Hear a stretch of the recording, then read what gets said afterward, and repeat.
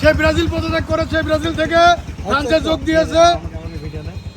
কোন দলে যোগ দিলে তুমি এখন? ফ্রান্সে যোগ দিয়েছে। ব্রাজিল নরওয়ের কাছে হারার পর অনেক সমর্থকই ভেঙে পড়েছেন, আর সেই হতাশার এক ভিন্ন চিত্র দেখা গেল এখানে। দেখুন, এই ব্যক্তি নিজ হাতে ব্যানার থেকে নিজের ছবিটি কেটে সরিয়ে ফেলছেন। স্থানীয়দের দাবি, তিনি দীর্ঘদিনের ব্রাজিল সমর্থক ছিলেন, কিন্তু এই হারের পর ব্রাজিলের প্রতি অভিমান করে ফ্রান্সকে সমর্থন করার সিদ্ধান্ত নিয়েছেন। ভিডিওতে দেখা যাচ্ছে তিনি ধীরে ধীরে নিজের ছবিটি ব্যানার থেকে কেটে ফেলছেন। আশেপাশে উপস্থিত মানুষও পুরো ঘটনাটি দেখছেন। ফুটবল শুধু একটি খেলা নয়, এটি আবেগের নাম।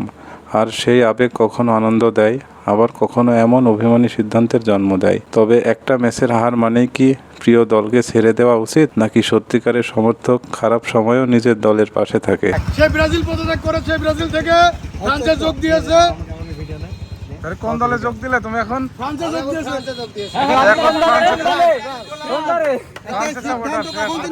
আপনার কি মতামত?